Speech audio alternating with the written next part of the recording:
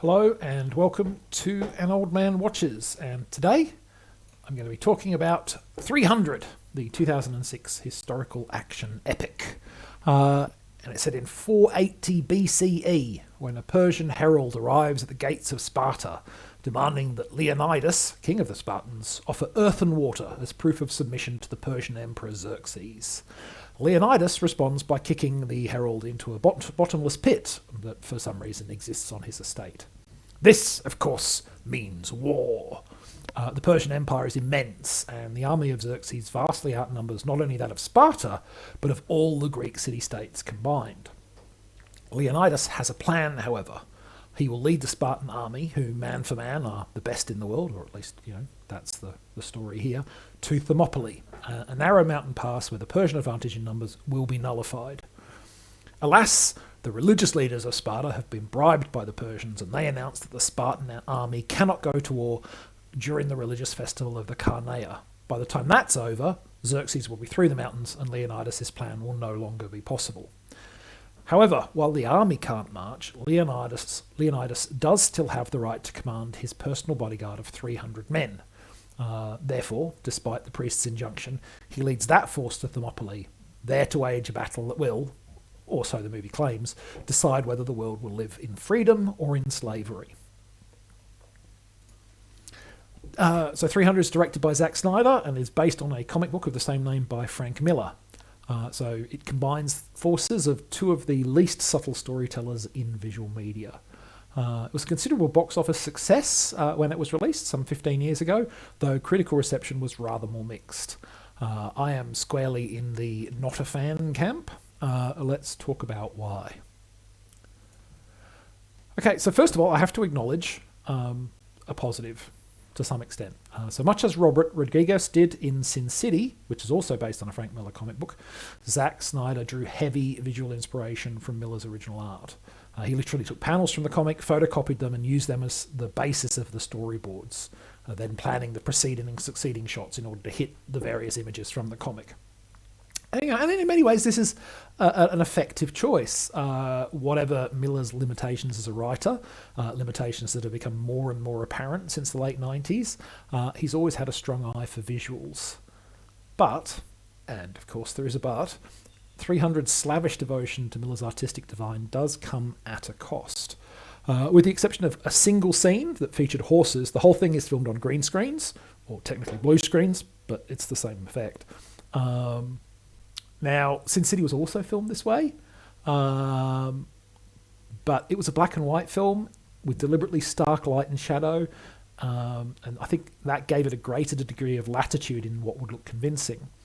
Some of 300 CGI sets, to use, they're not real sets, but sets, feel false and hollow, especially on a smaller screen, and the film's muted colour palette, almost everything is tinged dull orange, and what isn't is usually tinged light blue.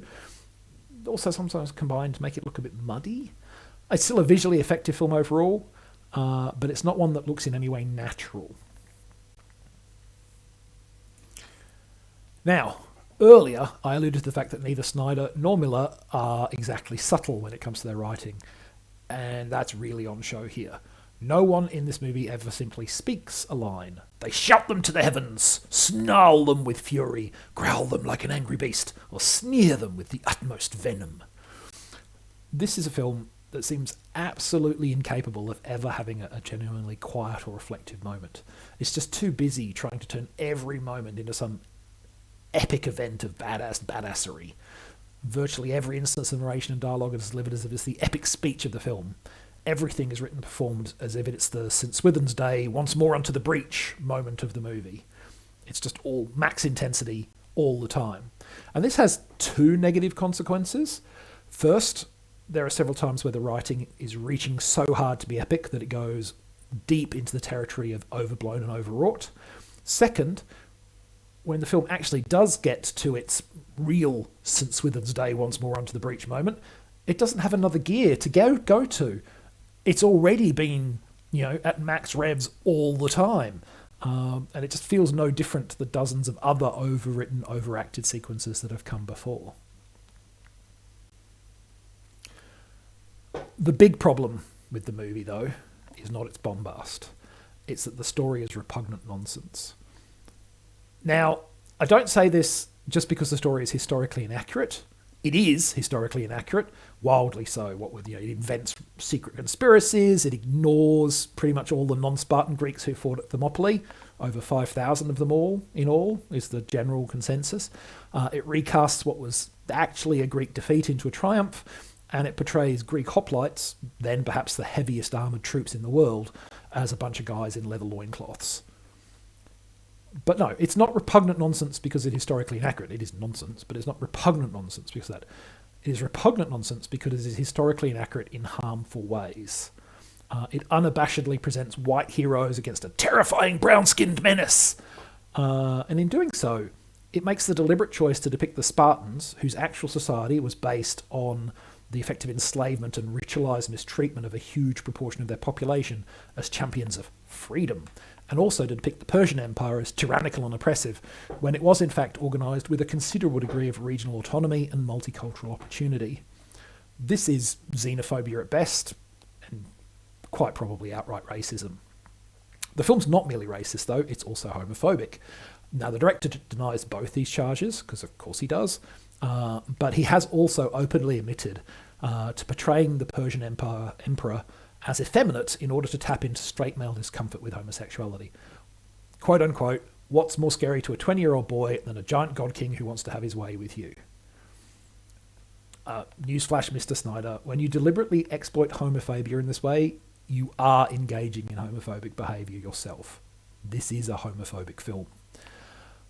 So, that's 300. Some visual panache, but it's stretched thin over a tiresomely hand-fisted homophobic script.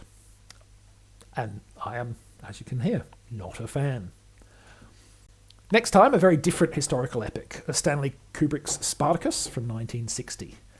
But that's next time. Until then, thanks for watching this video, and I hope you enjoyed it.